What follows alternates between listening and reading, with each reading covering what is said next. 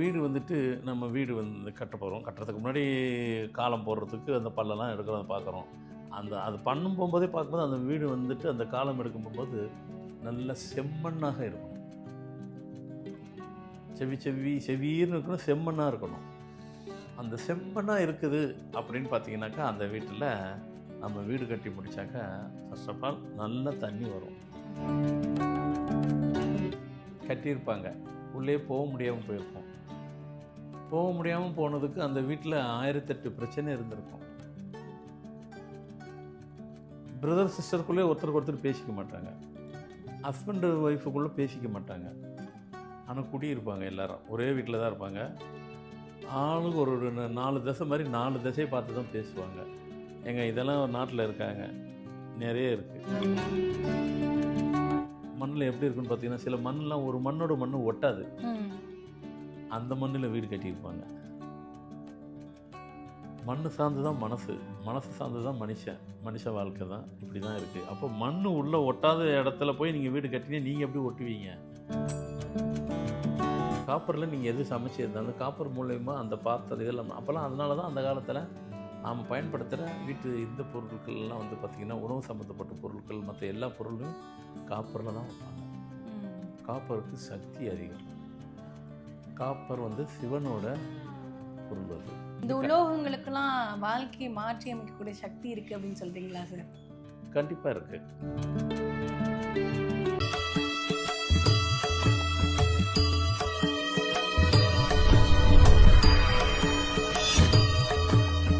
Format numerology நேயர்களுக்கு நர்மதாவின் அன்பான வணக்கம். நம்மளுடைய சேனலில் தொடர்ந்து பல்வேறு விதமான ஃபார்மேட் நியூமராலஜி மற்றும் ஆன்மீகம் சம்பந்தமான தகவல்கள் பார்த்துட்டு இருக்கோம். அந்த வகையில் இன்னைக்கு நம்ம பார்க்க போகிற இந்த ஒரு பதிவில் நேயர்கள் கேட்டிருக்கக்கூடிய பல்வேறு விதமான கேள்விகளுக்கு தெளிவான பதில் கொடுக்கறதுக்காக நம்ம கூட இன்னைக்கு ஃபார்மேட் நியூமராலஜியினுடைய தந்தை டாக்டர் மகா தன்சேகர் ராஜா அவர்கள் இணைஞ்சிருக்கிறாங்க. வணக்கம் சார். வணக்கம்மா. சார், வீடு கட்டணும் அப்படின்ற ஆசை வந்து எல்லாருக்குமே பொதுவாக இருக்கும் சார். எல்லாரும் வீடு கட்டி அந்த வீட்டுக்குள்ளே நிம்மதியாக குடியேறி இருக்கிறாங்களா அப்படின்னு கேட்டால் ஒரு சில பேருக்கு அந்த வாய்ப்பு வந்து அமையாமல் போயிருக்கும் சார். அவங்க வீடெல்லாம் நல்லா கட்டி முடிச்சதுக்கு பிறகு அதுக்குள்ளே குடியேற முடியாமல் போயிருக்கும். இல்லை குடியேறினதுக்கு பிறகு ஏதோ ஒரு தொந்தரவுகள் தொடர்ந்து நடந்துகிட்டே இருந்து அந்த வீட்டை விட்டுட்டு நான் வாடகை வீட்டில் இருக்கேன், அந்த வீடு எனக்கு வேண்டாம் அப்படின்னு சொல்கிறவங்களும் நம்ம சில பேரை பார்த்துருக்கோம் சார். ஸோ இந்த மாதிரி வீடு கட்டி அதுக்குள்ளே குடியேற முடியாமல் போனவங்களும் சில பேர் இருக்காங்க. கட்டின வீட்டை வந்து வேற ஒருத்தவங்களுக்கு கொடுத்துட்டு வாடகை வீட்டில் இருக்கிறவங்களும் இருக்கிறாங்க. இந்த மாதிரியான சூழல்கள் ஏற்படுறதுக்கு அந்த மண் ஒரு காரணமாக அமையுமா சார்? மண்ணு தான் காரணம். கண்டிப்பாக முதல் காரணம் அதுதான். காரணம், மண் வளம் எப்படி இருக்கோ அந்த மண் வளத்தில் வீடு கட்டும் போகும்போது அவங்க வாழ்க்கையும் வளம் அப்படி தான் அமைகிறது. இப்போது ஒரு வீடு வந்துட்டு நம்ம வீடு வந்து கட்ட போகிறோம். கட்டுறதுக்கு முன்னாடி காலம் போடுறதுக்கு அந்த பல்லெல்லாம் எடுக்கிறத பார்க்குறோம். அது பண்ணும் போகும்போதே பார்க்கும்போது அந்த வீடு வந்துட்டு அந்த காலம் எடுக்கும் போகும்போது நல்ல செம்மண்ணாக இருக்கணும். செவீர்னு இருக்கணும், செம்மண்ணாக இருக்கணும்.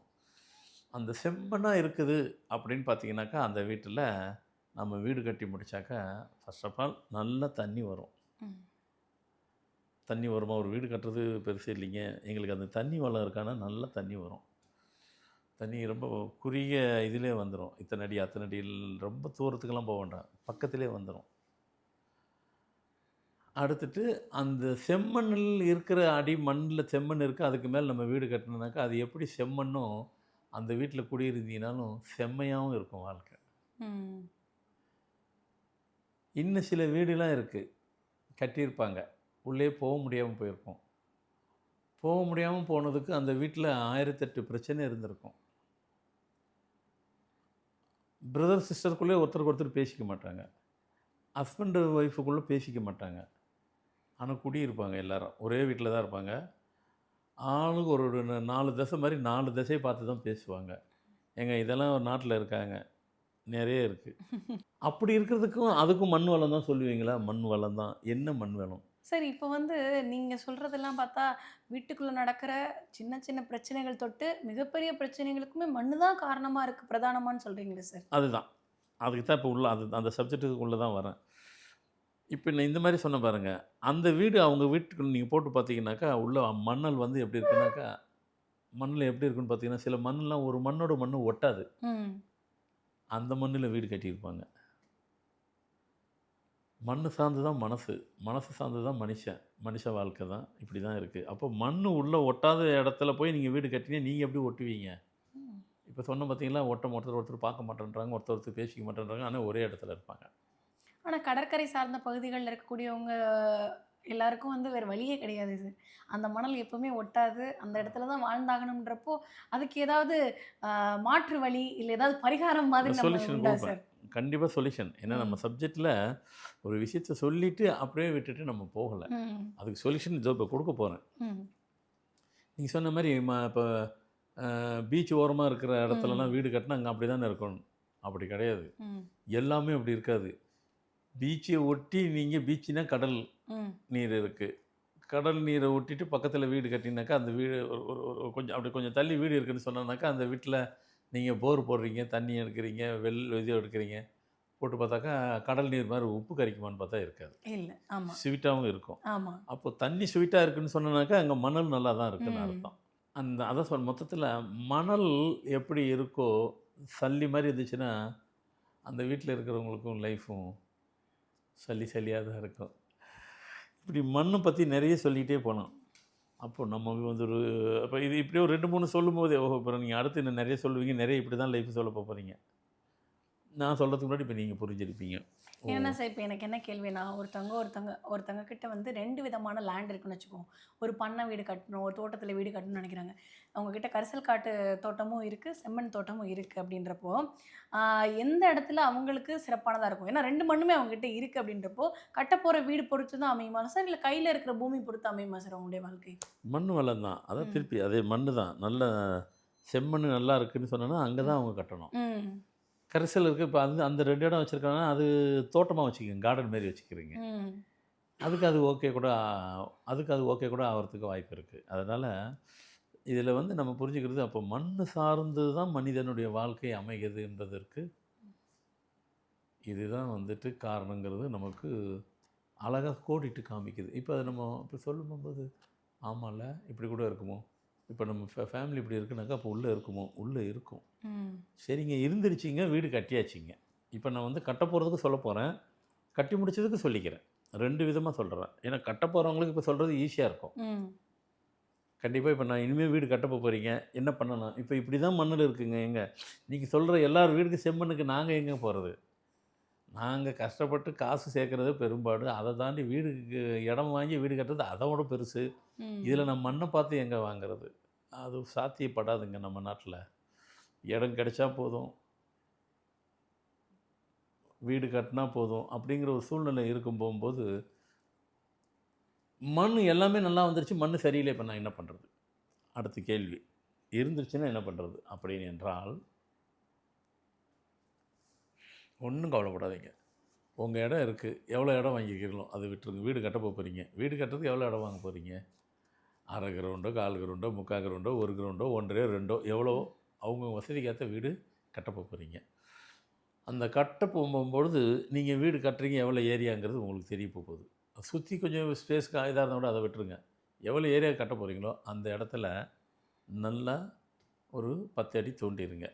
10 அடிக்குள்ள 10 அடி நல்ல பள்ளம் எடுத்துட்டு, அதில வந்துட்டு தேவையில்லாத உங்க வீட்ல என்னென்ன ஐட்டம் இருக்கு? பிராஸ்ல பித்தளை, காப்பரு, செப்பு, காப்பரு எத்தனை பாத்திரமாக இருந்தாலும் சரி, பாத்திரம் தான் வச்சிருப்போம்.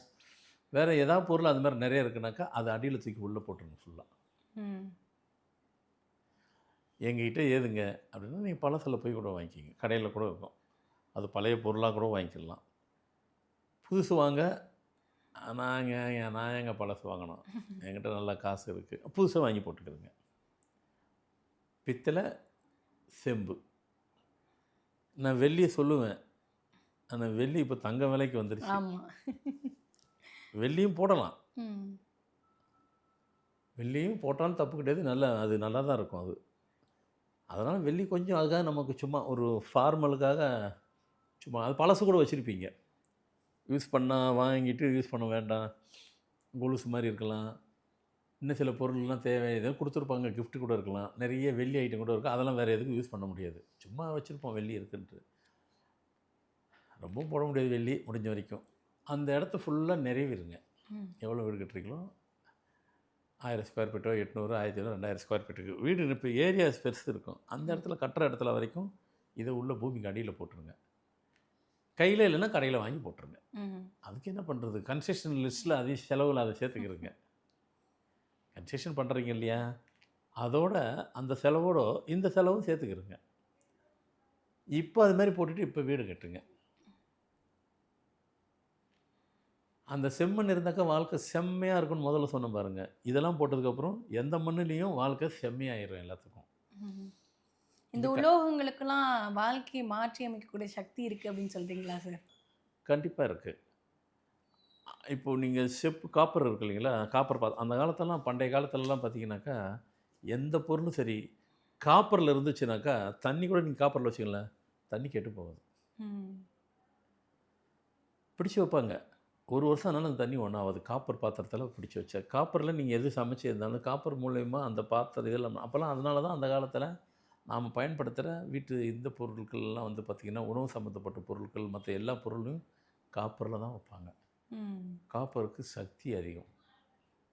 காப்பர் வந்து சிவனோட பொருள் அது. அதனால் காப்பருக்கு அதீதமான சக்தின்றதோட அதீதமான சக்தி உண்டு. அது எல்லாமே உள்ளே போய் அந்த மண்ணை போய் நல்லா பியூரிட்டி பண்ணிடும். மண்ணை பியூரிட்டி பண்ணி மண்ணுக்கு சக்தியை இது ஏற்றிடும். இதுக்கு அப்படி ஒரு பவர் இருக்குது காப்பருக்கு. பிராஸுக்கும் இருக்குது. காப்பர் 100% இருக்குனாக்கா பிராஸுக்கு 50 இருக்கும். சில்வருக்கு அதுக்கு லிமிட்டட் கிடையாது. அது நான் 200 சொல்லலாம், 1000 எவ்வளோனாலும் சொல்லலாம். அது அன்லிமிட்டடு. ஏன்னா சில்வர் பயங்கர பவர்ஃபுல் அது. அதனால் சில்வருங்கிறது அதுக்கு சரிங்க. இது கட்ட போகிறதுக்கு சொல்லிட்டீங்க, நீங்கள் கட்ட போகிறதுக்கு சொல்லிட்டீங்க. நீங்கள் இங்கே தான் போட போகிறீங்க. நான் ஏன் ஃபுல்லாக போடலை வேணான்னு சொன்னேன்னா, நீங்கள் இங்கே போட்டால் கூட இதனுடைய பவர் மற்ற இடத்துலலாம் சுற்றி இங்கே காலியாக இருக்கும் பாருங்கள்.